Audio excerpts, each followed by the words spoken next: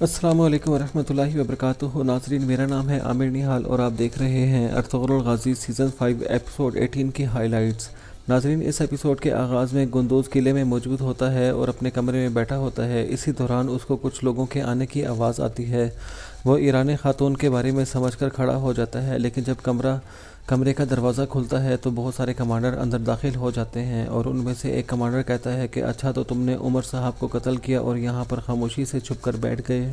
اس پر گندوز کہتا ہے کہ میں نے کسی کو بھی قتل نہیں کیا، میں بے گناہ ہوں۔ اس پر کمانڈر کہتا ہے کہ ساتھیوں، اس کو پکڑ لو۔ اس کے بعد جیسے ہی لوگ آگے بڑھتے ہیں تو گندوز اپنی تلوار نکال لیتا ہے اور ان پر حملہ کر دیتا ہے، لیکن کچھ دیر کی مزاحمت کے بعد ہی سپاہی گندوز کو پکڑ لیتے ہیں۔ اس کے بعد کمانڈر کہتا ہے کہ تم نے سردار عمر کو مارا اور یہاں پر آ کر چھپ گئے، تم اس سب باتوں کا جواب کمانڈر ایلائز کو دو گے۔ دوسری طرف کائی قبیلے میں ارطغرل صاحب، ہائمہ خاتون، ترگت صاحب اور حکیم ارتک صاحب موجود ہوتے ہیں۔ اس دوران ہائمہ خاتون کہتی ہیں کہ یہ البل کی خاتون بالکل بھی سچ نہیں بول رہی، یہ واضح ہے کہ دراگوز نے ہی انڈائریکٹلی ان کو گندوز کے پیچھے بھیجا۔ اس پر ارطغرل صاحب کہتے ہیں کہ ہاں جی، بالکل ایسے ہی جس طرح دراگوز نے ہمیں مخالف سمت میں بھیجا۔ اس کے بعد حکیم ارتک صاحب کہتے ہیں کہ کون جانتا ہے کہ کتنے سارے تاجر اور کتنے لوگ جن سے ہم سوغوت کے بازار میں روزانہ ملتے ہیں وہ سب دراگوز سے ملے ہوئے ہیں۔ اس کے بعد ارطغرل صاحب کہتے ہیں کہ ایرانے نے گندوز کو بچایا ہے، لیکن کیا واقعی ہی اس نے گندوز کو چھپایا بھی ہے، یا پھر گندوز کسی اور جگہ پر خود جا کر چھپا ہوا ہے؟ کل میں گورنر اور ایرانی خاتون سے ملنے کے لیے خود جاؤں گا اور ان سے گندوز کے بارے میں پوچھوں گا۔ انشاءاللہ اللہ کے حکم سے میں گندوز کو بچا کر خیریت سے گھر لے آؤں گا۔ اس پر سب لوگ آمین آمین انشاءاللہ کہتے ہیں۔ اس کے بعد حکیم ارتک صاحب کہتے ہیں کہ اگر گندوز ہمارے حوالے نہ ہوا اور وہ چھپا رہا تو پھر مقدمے کی سماعت ہوگی اور وہ دشمن لوگ اس کو پکڑتے ہی مارنے کا حکم دیں گے۔ اس کے بعد ارطغرل صاحب کہتے ہیں کہ گورنر یانیس اگر اس ہار کے بارے میں معلومات تلاش کر لیتا ہے تو یقیناً یہ ہمارے پاس ایک بہت بڑا ثبوت ہوگا گندوز کو بچانے کے لیے۔ آئزوکیہ خاتون بھی ہماری اس معاملے میں مدد کریں گی۔ اسی دوران عبد الرحمن وہاں پر آ جاتا ہے اور کہتا ہے کہ حضور، قلعے سے ایک پیغام آیا ہے۔ دوسری طرف امیر بہاؤالدین ایک خط لکھتا ہے اور اپنے قاصد کو دینے کے بعد کہتا ہے کہ بلا تاخیر یہ خط سلطان تک پہنچا دو۔ اس کے بعد وہ آدمی وہاں سے چلا جاتا ہے اور دوسرا کمانڈر آتا ہے اور کہتا ہے کہ چرچ کی گھنٹی بجانے والا آدمی آپ سے ملنا چاہتا ہے۔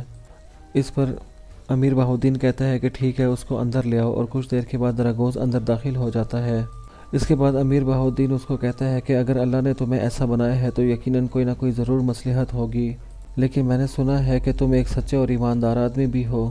اس پر دراگوز کہتا ہے کہ مسیح نے ہمیں تعلیم دی کہ متقی اور منصف رہو۔ یہ بات سننے کے بعد امیر بہاؤالدین اس کو پاس بلاتا ہے اور کہتا ہے کہ کیونکہ تم متقی اور انصاف کی باتیں کر رہے ہو اس لیے تم آج کے بعد میرے ساتھ رہو گے۔ یہ سنتے ہی دراگوز نہیں کہنے کے بعد کھڑا ہونے کی کوشش کرتا ہے تو امیر بہاؤالدین کہتا ہے کہ نہیں، بیٹھ جاؤ، آرام سے بیٹھ جاؤ، میری بات سنو، یہاں پر تم میری حفاظت میں ہو اور میں تمہیں بہت سا سونا بھی دوں گا، اور میں تمہیں اتنا زیادہ سونا دوں گا کہ جتنی تمہاری سوچ بھی نہیں ہے۔ اس کے بعد وہ ایک تھیلی نکالتا ہے اور ہاتھ میں پکڑتے ہوئے کہتا ہے کہ یہاں پر جو بھی معاملات ہوتے ہیں مجھے ان سب کے بارے میں بتاؤ، جو کچھ بھی تم دیکھو، سنو اور جانو، وہ سب بات مجھے پتہ چلنی چاہیے۔ اس کے بعد دراگوز سونے کی تھیلی کے اوپر ہاتھ لے جانے کی کوشش کرتا ہے تو امیر بہاؤالدین اس کو سائڈ پہ کر لیتا ہے اور کہتا ہے کہ پہلے تم مجھ سے وعدہ کرو کہ جو کچھ بھی تم جانو گے وہ سب سے پہلے مجھے بتاؤ گے، اور البل کے خاتون کو تم صرف اتنا ہی بتاؤ گے جو مجھے مناسب لگے گا اور جو میں تمہیں کہوں گا، بس اتنی سی ہی بات ہے، کیا تمہیں میری بات سمجھ آ گئی؟ اس پر دراگوز کہتا ہے کہ آ گئی جناب، آ گئی۔ اس کے بعد امیر بہاؤالدین اس کو سونا دے دیتا ہے اور دراگوز وہاں سے چلا جاتا ہے۔ اس کے بعد کمانڈر آگے بڑھتا ہے اور کہتا ہے کہ امیر صاحب، کیا اتنے بڑے ہجوم سے ایک آدمی کے اوپر جو معذور بھی ہے اس کے اوپر یقین کرنا کیا آپ کے لیے مناسب ہے؟ اس پر امیر بہاؤالدین کہتا ہے کہ تم بالکل بھی پریشان نہ ہو، فکر نہ کرو، میرے اوپر چھوڑ دو معاملات کو، میں بہت اچھے طریقے سے جانتا ہوں کہ کس پر یقین کرنا چاہیے اور کس پر نہیں۔ یہ گھنٹی بجانے والا آدمی یقیناً ہمارے لیے بہت زیادہ فائدہ مند ثابت ہوگا۔ دوسری طرف پیغام رساں ارطغرل صاحب کے پاس آتا ہے اور کہتا ہے کہ ارطغرل صاحب، گورنر یانیس صاحب مر چکے ہیں۔ یہ سنتے ہی ارطغرل صاحب اور باقی لوگ بہت زیادہ حیران اور پریشان ہو جاتے ہیں، اور یہ سنتے ہی ارطغرل صاحب فوراً سے کھڑے ہو جاتے ہیں اور کہتے ہیں کہ ان کی موت کس وجہ سے ہوئی، کیا ان کی موت طبی وجوہات پر ہوئی؟ اس پر وہ کمانڈر کہتا ہے کہ جی ہاں۔ یہ سننے کے بعد ترگت صاحب بہت زیادہ حیران ہوتے ہیں اور کہتے ہیں کہ میں آج ہی ان سے ملا تھا اور وہ بالکل ٹھیک تھے۔ اس کے بعد وہ سپاہی کہتا ہے کہ ان کی حالت ترگت صاحب کے جانے کے بعد اچانک سے خراب ہو گئی اور وہ مر گئے، اور ہم لوگ بھی آپ کی طرح حیران ہیں کہ وہ اس طرح سے کیسے مر سکتے ہیں۔ اور آپ کا بیٹا گندوز۔ اس سے پہلے کہ وہ کچھ اور کہتا، ارطغرل صاحب کہتے ہیں کہ کیا ہوا میرے بیٹے کو؟ وہ سپاہی کہتا ہے کہ وہ قلعے کے ایک خفیہ کمرے میں چھپا ہوا تھا اور اس کو پکڑ لیا گیا ہے۔ یہ سنتے ہی سب لوگ پریشان ہو جاتے ہیں اور حائمہ خاتون اللہ سے دعائیں کرنے لگتی ہیں۔ اس کے بعد ارطغرل صاحب کہتے ہیں کہ اب کہاں ہے میرا بیٹا اور کس حال میں ہے؟ سپاہی کہتا ہے کہ آپ کے بیٹے کو کمانڈر ایلائس کے کہنے پر گرفتار کر لیا گیا ہے اور کمانڈر ایلائس نے آپ کو قلعے میں آنے کی دعوت دی ہے۔ اس کے بعد ارطغرل صاحب آگے بڑھتے ہوئے کہتے ہیں کہ مجھے نہیں معلوم کہ کمانڈر ایلائس کے آگے کیا ارادے ہیں، لیکن میں صرف اتنا جانتا ہوں کہ اگر اس نے میرے بیٹے کے ایک بال کو نقصان بھی پہنچایا تو پورا کا پورا قلعہ میں اس کے سر پہ گرا دوں گا۔ اس کے بعد ارطغرل صاحب اس کو اشارہ کرتے ہیں اور وہ وہاں سے چلا جاتا ہے۔ اس کے جانے کے بعد ترگت صاحب کہتے ہیں کہ بھائی ایک آدمی جو بالکل ٹھیک تھا اور تندرست تھا وہ اچانک سے کیسے مر سکتا ہے، اور انہوں نے گندوز کو وہاں پر کیوں رکھا ہوا ہے؟ حضور، اس واقعے کے پیچھے کچھ نہ کچھ مشکوک بات ضرور ہے۔ اس پر ارطغرل صاحب کہتے ہیں کہ یہ بات واضح ہے کہ دراگوز کے ہاتھ قلعے میں بھی پھیلے ہوئے ہیں۔ حائمہ خاتون کہتی ہیں کہ اگر ایسا ہے تو وہ یقیناً تمہارے لیے بھی کوئی نہ کوئی جال بچھا سکتا ہے بیٹا، تم محتاط رہو، اللہ تمہاری حفاظت فرمائے۔ اس پر ارطغرل صاحب کہتے ہیں کہ والدہ آپ بالکل پریشان نہ ہوں، اللہ ہمارے ساتھ ہے۔ یا تو وہ لوگ گندوز کو خود میرے حوالے کریں گے یا پھر میں جانتا ہوں کہ مجھے کس طرح سے گندوز کو وہاں سے نکالنا ہے۔ دوسری طرف قلعے میں کمانڈر ایلائس گندوز پر تشدد کر رہا ہوتا ہے اور کہتا ہے کہ بولو قاتل، تمہیں اندر کون لے کر آیا؟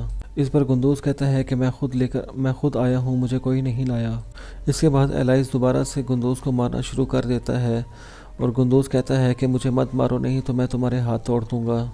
ایلائس کہتا ہے کہ تم ایک قاتل ہو، ہر کوئی تمہاری تلاش میں لگا ہوا ہے، مجھے یقین ہے کہ تم اپنے والد صاحب کے ساتھ مل کر ہمارے ساتھ کوئی نہ کوئی کھیل کھیل رہے ہو۔ اس پر گندوز چیختے ہوئے کہتا ہے کہ میرے والد صاحب کو اس معاملے میں مت گھسیٹو، وہ تو یہ تک نہیں جانتے کہ میں اس وقت کہاں پر ہوں۔ اس پر ایلائس کہتا ہے کہ تم جھوٹ بول رہے ہو، مجھے صحیح بتاؤ، تمہیں اس قلعے میں کون لے کر آیا؟ اسی دوران ایرانی خاتون اندر داخل ہو جاتی ہیں اور کہتی ہیں کہ یہاں پر کیا ہو رہا ہے؟ ایلائس اس کو دیکھنے کے بعد کہتا ہے کہ اچھا تو یہ تم تھی جو گندوز کو یہاں پر لے کر آئی ہو۔ ایرانی خاتون، کیا آپ کے ارادے ہمارے اور ترکوں کے درمیان میں جنگ شروع کرنے کے ہیں؟ ایرانی خاتون کہتی ہیں کہ گندوز قاتل نہیں ہے۔ اس پر ایلائس کہتا ہے کہ یہ فیصلہ کرنا آپ کا کام نہیں ہے ایرانی خاتون۔ اس کے بعد ایلائس کے اشارے پر سپاہی ایرانی خاتون کو پکڑ لیتے ہیں اور ایلائس کہتا ہے کہ اس کو یہاں سے لے جاؤ اور کسی کمرے میں بند کر دو، جب تک میں اجازت نہ دوں یہ کمرے سے باہر نہیں نکل سکتی۔ یہ دیکھتے ہی گندوز بھی زور زور سے چلانے لگتا ہے کہ ایرانی خاتون کو چھوڑ دو، اور ایرانی خاتون بھی کہتی ہیں کہ میں گورنر کی بیٹی ہوں، تمہارے پاس کیا اختیار ہے کہ تم مجھے اس طرح پکڑ لو، اپنی حد میں رہو ایلائس۔ اس کے بعد سپاہی زبردستی ایرانی خاتون کو وہاں سے لے جاتے ہیں اور اس دوران گندوز چیختے چیختے کہتا ہے کہ ایلائس، میں تمہیں نہیں چھوڑوں گا، تمہیں نہیں چھوڑوں گا۔ دوسری طرف سوگود کے سرائے میں البلگی خاتون اپنے کمرے میں موجود ہوتی ہے۔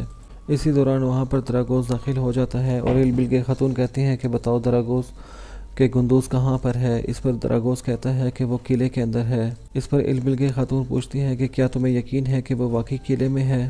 دراگوز کہتا ہے کہ گندوز نے خود قلعے میں پناہ لی ہے اور اس نے اس بیچاری لڑکی کا ذہن بھی زہر آلود کر دیا ہے، اور کمانڈر ایلائس نے وہ کمرہ ڈھونڈ لیا ہے جس میں اسے ایرانی خاتون نے چھپایا تھا۔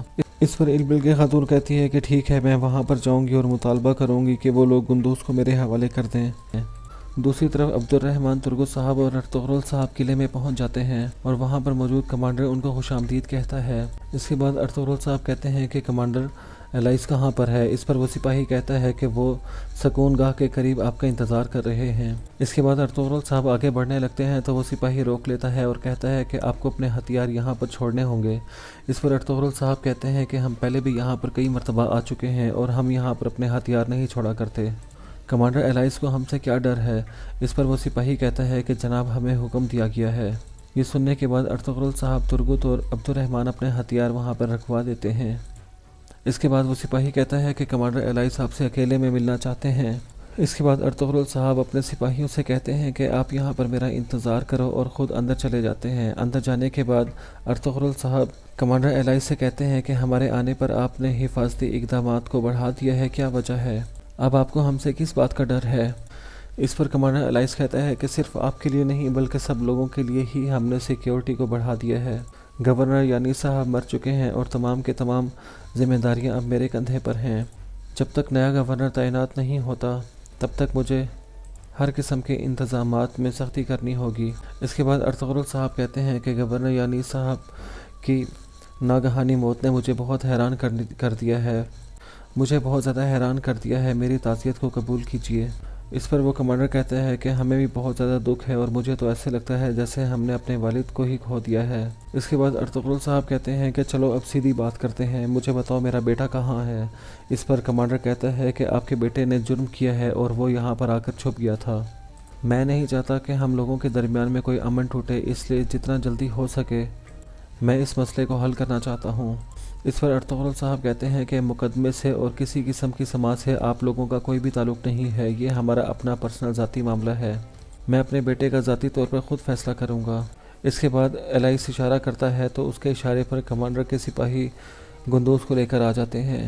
گندوز کو دیکھتے ہی ارطغرل صاحب مسکراتے ہیں اور کہتے ہیں کہ بیٹا تم ٹھیک ہو؟ اس کے بعد ارطغرل صاحب الائس سے کہتے ہیں کہ اب تمہارے کیا ارادے ہیں؟ اس پر الائس کہتا ہے کہ آپ کا بیٹا بغیر اجازت ہمارے قلعے میں داخل ہوا، لہٰذا وہ ہمارا قیدی ہے اور اس کو واپس لینے کے لیے آپ کو تاوان دینا پڑے گا ارطغرل صاحب، اور آپ کو ایسا تاوان دینا پڑے گا جیسے بادشاہ کا تاوان ہوتا ہے، اور اگر آپ وہ تاوان نہیں دے سکتے تو آپ کے علاوہ کوئی اور بھی ہے جو کہ گندوز کو لینا چاہتا ہے۔ اس پر ارطغرل صاحب پوچھتے ہیں کہ کون ہے وہ؟ اسی دوران الائس کے اشارے پر البل کے خاتون وہاں پر آ جاتی ہیں اور ان کو دیکھتے ہی ارطغرل صاحب حیران و پریشان ہو جاتے ہیں اور کہتے ہیں کہ اچھا تو آپ یہاں پر بھی آ گئیں، میں کسی صورت میں بھی اپنے بچوں کو ان کا شکار نہیں بننے دوں گا جو بدلہ لینے کے لیے ہر وقت تیار رہتے ہیں۔ اس کے بعد البل کے خاتون قریب آتی ہے اور الائس سے کہتی ہے کہ سلجوق ریاست کی جانب سے میں اس قاتل کو تم سے لیتی ہوں، تم بتاؤ کہ کتنا تاوان ہے تمہارا؟ اس پر ارطغرل صاحب کہتے ہیں کہ یہاں پر اگر سلجوق ریاست کی طرف سے کچھ لیا یا دیا جا سکتا ہے تو اس کا حقدار صرف میں ہوں، میں یہاں کا سردار اعلیٰ ہوں اور آپ بھی میرے دائرہ کار میں ہیں۔ اس کے بعد گندوز کہتا ہے کہ البل کے خاتون تم کون ہوتی ہو کہ تم میرا تاوان دے کر مجھے یہاں سے لے جاؤ گی؟ اس کے بعد گندوز البل کے خاتون کی طرف بڑھنے لگتا ہے تو ایک سپاہی گندوز کو بالوں سے پکڑ لیتا ہے، یہ دیکھتے ہی ارطغرل صاحب آگے بڑھتے ہیں اور گندوز کو چھڑوا کر اس صلیبی سپاہی کو پکڑ لیتے ہیں اور ان کے درمیان میں لڑائی شروع ہو جاتی ہے۔ اس دوران ارطغرل صاحب اور گندوز جم کر ان لوگوں کی دھلائی کرتے ہیں، یہ دیکھتے ہی کمانڈر الائس پریشان ہو جاتا ہے۔ لڑائی کی آوازیں سنتے ہی صلیبی فوج اندر داخل ہو جاتی ہے اور ارطغرل صاحب اور گندوز کو چاروں طرف سے گھیر لیتی ہے، یہ دیکھتے ہی ارطغرل صاحب اور گندوز پیٹھ سے پیٹھ ملا کر کھڑے ہو جاتے ہیں۔ اس کے بعد ارطغرل صاحب الائس سے کہتے ہیں کہ اپنی حدیں پار کرنے کی کوشش مت کرنا، گندوز تمہارا قیدی نہیں ہے، گندوز میرا بیٹا ہے اور اگر تم نے ذرا سی بھی آنکھ اٹھا کر دیکھنے کی بھی کوشش کی تو میں یہ قلعہ تمہارے سر پر گرا دوں گا تمہاری نظروں کے سامنے۔ ارطغرل صاحب کی دھمکیاں سنتے ہی کمانڈر الائس چپ کر جاتا ہے اور کچھ دیر بعد سوچتا ہے اور پھر کہتا ہے کہ ہمارے سپاہیوں کو باہر لے جاؤ، اور پھر اپنے باقی سپاہیوں سے کہتا ہے کہ گندوز صاحب کو واپس اپنے کمرے میں لے جاؤ۔ یہ دیکھنے کے بعد ارطغرل صاحب گندوز کو اشارہ کرتے ہیں کہ بیٹا پریشان نہ ہو، میں تمہاری حفاظت کروں گا، اللہ ہمارے ساتھ ہے، اور اس طرح وہ باہر چلا جاتا ہے۔ تمام لوگوں کے واپس باہر جانے کے بعد الائس کہتا ہے کہ اب ہم لوگ یہاں پر ہر چیز قانون کے مطابق طے کریں گے۔